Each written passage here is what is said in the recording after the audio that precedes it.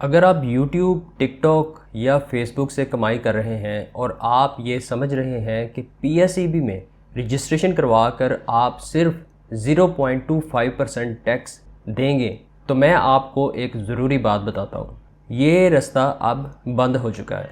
1 जुलाई 2026 से पाकिस्तान में एक बिल्कुल नया कानून लागू हो चुका है, जिसके तहत आपकी मोनेटाइजेशन की रकम पर, चाहे वो एडसेंस से आए, टिकटॉक से आए या मेटा से, आपका बैंक खुद आपकी मर्ज़ी के बगैर टैक्स काट कर आपको बाकी पैसे देगा। और इस वीडियो में मैं आपको सिर्फ रेट नहीं बताऊंगा, मैं आपको वो चीज़ भी बताऊंगा जो असल में ज़्यादा नुकसान दे रही है। और वो रेट नहीं है, टैक्स की किस्म है। फाइनल टैक्स और मिनिमम टैक्स का फ़र्क, ये एक लफ्ज़ का फ़र्क है, लेकिन ये आपकी जेब पर लाखों रुपए का असर डाल सकता है। तो चलिए शुरू करते हैं। अस्सलाम वालेकुम, मेरा नाम खालिद बारी है, मैं एडवोकेट हाई कोर्ट हूँ। सबसे पहले ये समझना ज़रूरी है कि पहले क्या होता था, क्योंकि जब तक आप पुराना सिस्टम नहीं समझेंगे आपको ये अंदाज़ा ही नहीं होगा कि तब्दीली कितनी बड़ी है। पहले जो कंटेंट क्रिएटर्स थे, चाहे वो यूट्यूब पर थे, टिकटॉक पर या फेसबुक पर, वो अपनी फ़ॉरेन इनकम को IT अनेबल्ड सर्विसेज का एक्सपोर्ट डिक्लेयर करते थे।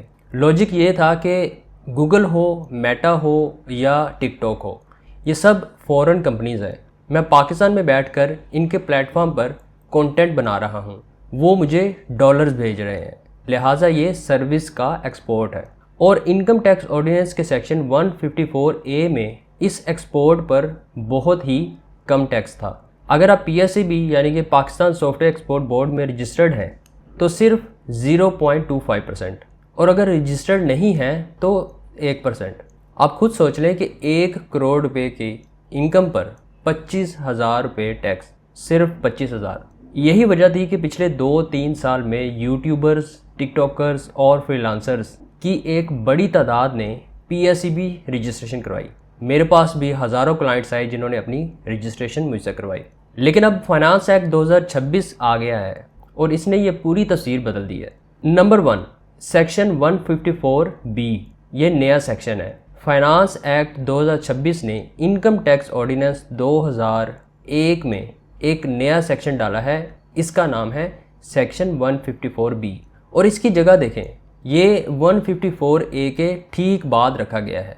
ये कोई इत्तेफाक नहीं है, ये लेजिस्लेशन की तरफ से एक साफ पैगाम है कि सोशल मीडिया की कमाई को हम IT एक्सपोर्ट से अलग कर रहे हैं। अब इस सेक्शन में लिखा क्या है? लिखा यह है कि हर बैंकिंग और नॉन बैंकिंग फाइनेंशियल इंस्टीट्यूशन जिस वक्त किसी शख्स के अकाउंट में सोशल मीडिया प्लेटफॉर्म से कोई रकम क्रेडिट या रिसीव होगी, उस वक्त टैक्स डिडक्ट करेगा। और इसमें जो डेफिनेशन दी गई है वो बहुत वसी है, डिजिटल कंटेंट क्रिएटर या सोशल मीडिया इन्फ्लुएंसर, जिसका मतलब है कोई भी फ़र्द या एंटिटी जो डिजिटल प्लेटफॉर्म्स पर कंटेंट की क्रिएशन, पब्लिकेशन या मोनेटाइजेशन से इनकम हासिल करता है। और प्लेटफॉर्म्स में नाम लिए गए हैं यूट्यूब, फेसबुक, इंस्टाग्राम, टिकटॉक और इस तरह के दूसरे प्लेटफॉर्म्स। यहाँ एक लफ्ज़ पर गौर करें, लिखा है including but not limited to, यानी ये लिस्ट बंद नहीं है।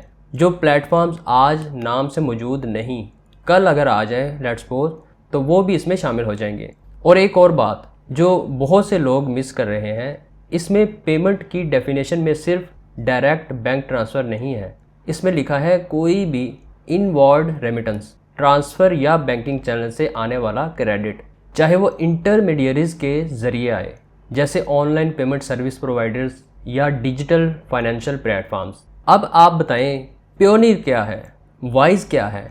यही तो हैं वो प्लेटफॉर्म्स। लिहाजा अगर आप ये सोच रहे हैं कि मैं प्योनीर से लूँगा तो बच जाऊँगा, नहीं, ऐसा नहीं है। ये रास्ता भी कवर कर लिया गया है। अब रेट की बात कर लेते हैं। सेक्शन 154B के तहत रेट है 5%। लेकिन ये 5% किस लिए है? सिर्फ उस शख्स के लिए जो एक्टिव टैक्स पेयर लिस्ट में मौजूद है, यानी कि फाइलर है। अगर आप ATL पर नहीं है तो 10th स्केड्यूल के तहत ये रेट 100% बढ़ जाता है, यानी कि 10% हो जाता है। और यहाँ पर ज़रा रुक के सोचें, एक क्रिएटर जिसकी सालाना इनकम 1 करोड़ पे है, फाइलर है तो 5 लाख, नॉन फाइलर है तो 10 लाख, सिर्फ रिटर्न फाइल ना करने की वजह से 5 लाख रुपए का फ़र्क आ जाता है। मेरे पास एक क्लाइंट आए, अच्छी खासी इनकम थी, गेमिंग चैनल था उनका और मेहनत भी बहुत ज़बरदस्त कर रहे थे, लेकिन रिटर्न कभी फाइल नहीं की थी। कहने लगे कि सर मुझे कौन पूछता है, मेरा नाम तो है ही नहीं कहीं पे। तो मैंने उन्हें सिर्फ इतना कहा कि आपका नाम आपके बैंक अकाउंट में है और बैंक अब FBR को डाटा दे रहा है। तो इसका असर ये हुआ कि आज वो फाइलर हैं और ATL पर हैं और खुश हैं क्योंकि उनका आधा टैक्स बच रहा है। वैसे भी हमारे यहाँ एक मुहावरा है कि महंगा रोए एक बार और सस्ता रोए बार बार। रिटर्न फाइल की फ़ीस आपको उस वक्त महंगी लगती है, लेकिन नॉन फाइलर का रेट आपको हर महीने रुलाता है। आगे बढ़ने से पहले एक चीज़ जो मैं आपको इस वीडियो के आखिर में बताऊंगा, और वो शायद इस वीडियो की सबसे अहम बात है, वो एक ग्रे एरिया जिसमें अभी कानून खुद कंफ्यूज्ड है और जहां एक समझदार क्रिएटर के पास अभी भी एक ऑप्शन मौजूद है। वो ज़रूर सुनिएगा। अब आए हैं हम उस बात पर जिसका मैंने शुरू में वादा किया था और मेरा मानना है कि ये इस पूरी तब्दीली का सबसे ख़तरनाक हिस्सा है, लेकिन सबसे कम डिस्कस होता है। लोग टैक्स का रेट देकर शोर मचा रहे हैं कि 0.25% से 5% हो गया। ठीक है, ये बड़ा जंप है, लेकिन असल मसला रेट नहीं है, असल मसला टैक्स की किस्म है। सेक्शन 154A वाला 0.25% क्या था? वो फाइनल टैक्स था। फाइनल टैक्स का मतलब क्या होता है? मतलब ये कि ये पैसा दे दिया, अब हिसाब किताब ख़त्म। आपकी उस इनकम पर कोई मज़ीद टैक्स नहीं बनता। आपकी स्लैब रेट कुछ भी हो, फ़र्क नहीं पड़ता, बात ख़त्म हो जाती है। अब सेक्शन 154B वाला 5% क्या है? ये रेजिडेंट पर्सन के लिए मिनिमम टैक्स है। मिनिमम टैक्स का मतलब बिल्कुल मुख्तलिफ है। मिनिमम टैक्स का मतलब है कि 5% आपकी फ्लोर है, सीलिंग नहीं, यानी ये कम से कम है, ज़्यादा से ज़्यादा नहीं। मैं आसान मिसाल देता हूँ। फ़र्ज़ करें आपकी सालाना मोनेटाइजेशन इनकम 1 करोड़ पे है, चाहे वो यूट्यूब से हो, टिकटॉक से हो या फेसबुक से। बैंक ने 5% काट लिया, यानी 5 लाख। अब जब आप रिटर्न फाइल करेंगे तो आपकी इनकम नॉर्मल स्लैब्स रेट्स पर कैलकुलेट होगी, जो बिजनेस इंडिविजुअल के लिए 45% तक जाती है। फ़र्ज़ करें आपके एक्सपेंसेस माइनस करने के बाद भी आपकी कैलकुलेटेड लायबिलिटी 8 लाख बनती है। तो अब क्या होगा? आप 5 लाख दे चुके हैं, बाकी 3 लाख आपको रिटर्न फाइल करते वक्त अदा करने पड़ेंगे। और अब उल्टा केस देखें। फ़र्ज़ करें आपका साल बुरा गया, एक्सपेंसेस ज़्यादा हो गए और आपकी कैलकुलेटेड लायबिलिटी सिर्फ 2 लाख बनती है। आपने 5 लाख दे दिए हैं, क्या आपको 3 लाख वापस मिलेंगे? इसका जवाब है नहीं। मिनिमम टैक्स में रिफ़ंड नहीं मिलता, कैरी फॉरवर्ड नहीं होता, किसी और साल के अगेंस्ट एडजस्ट नहीं होता, वो पैसा चला गया। लिहाजा असल बात यह है कि अब आपके लिए 5% सिर्फ शुरुआत है। ऊपर का दरवाज़ा खुला है, नीचे का बंद। और यही वजह है कि मैं कहता हूँ कि रेट से ज़्यादा नुकसान टैक्स की किस्म ने दिया है। एक और बात काबिल ज़िक्र, नॉन रेजिडेंट पर्सन जिसका पाकिस्तान में परमानेंट एस्टेब्लिशमेंट नहीं, उसके लिए ये टैक्स फाइनल है, मिनिमम नहीं। यानी ओवरसीज़ पाकिस्तानी क्रिएटर्स का मामला मुख्तलिफ है, उस पर मैं अलग वीडियो बनाऊँगा। अब यहाँ मैं एक बात साफ़ कर दूँ, क्योंकि इंटरनेट पर इस वक्त आधी अधूरी बात चल रही है। ये कहना गलत है कि PSEB का फ़ायदा बिल्कुल ख़त्म हो गया, ये सच नहीं है। सेक्शन 154A का 0.25% वाला कंसेशनल रेट ख़त्म नहीं हुआ, बल्कि उसकी मुद्दत बढ़ा दी गई है। टैक्स ईयर 2026 से बढ़ाकर टैक्स ईयर 2029 तक कर दी गई है, यानी 3 साल की मज़ीद एक्सटेंशन। लेकिन, और ये लेकिन बहुत अहम है यहाँ पे, ये रेट अब सिर्फ हकीकी IT और IT अनेबल्ड सर्विसेज के एक्सपोर्ट पर है, कंटेंट मोनेटाइजेशन पर नहीं है। तो PSEB किसके काम का है? फ़र्ज़ करें आप YouTube या TikTok पर क्रिएटर हैं, लेकिन साथ साथ आप किसी फ़ॉरेन क्लाइंट के लिए वीडियो एडिटिंग भी करते हैं, या मोशन ग्राफिक्स बनाते हैं, या डिजिटल मार्केटिंग की सर्विसेज देते हैं, या सॉफ्टवेयर डेवलपमेंट करते हैं, या अपवर्क और फाइवर पर फ्रीलांसिंग करते हैं। ये जो दूसरी इनकम है, ये अब भी सेक्शन 154A में आती है और इस पर अब भी 0.25% फाइनल टैक्स लगता है अगर आप PSEB रजिस्टर्ड हैं। यानी आपकी दो इनकम स्ट्रीम्स अलग अलग ट्रीट होंगी, मोनेटाइजेशन वाली 5% मिनिमम टैक्स में और सर्विसेज वाली 0.25% फाइनल टैक्स में।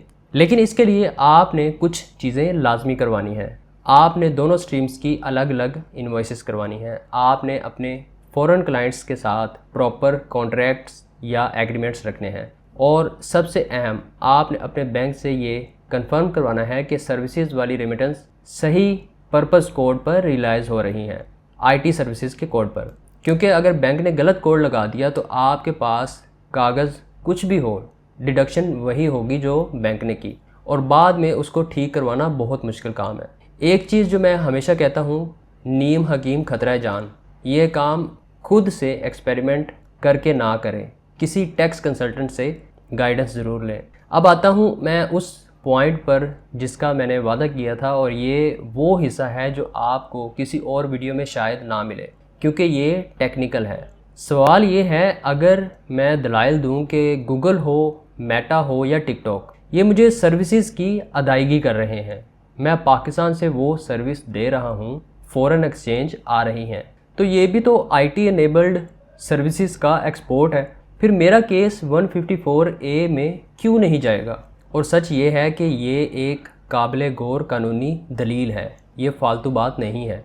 मसला ये है कि फाइनेंस एक्ट 2026 ने 154B तो बना दिया, लेकिन ये नहीं बताया कि अगर कोई शख्स दोनों सेक्शंस में फिट होता है तो कौन सा सेक्शन पहले लागू होगा।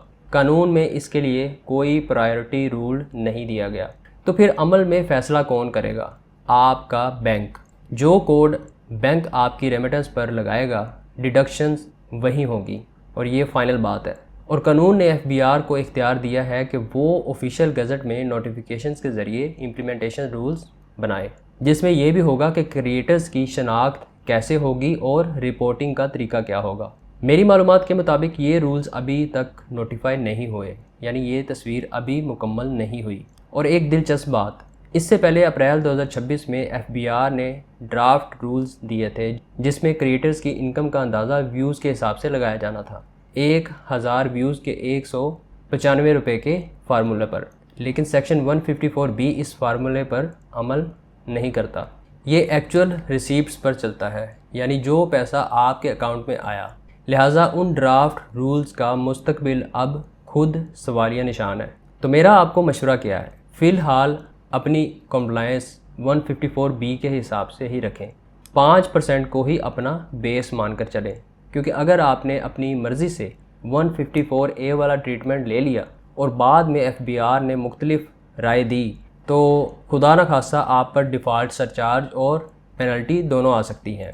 हाँ, अगर आपकी इनकम बहुत बड़ी है और आपके पास मजबूत डॉक्यूमेंटेशन है तो आप अपने कंसल्टेंट से इस पर बात ज़रूर करें।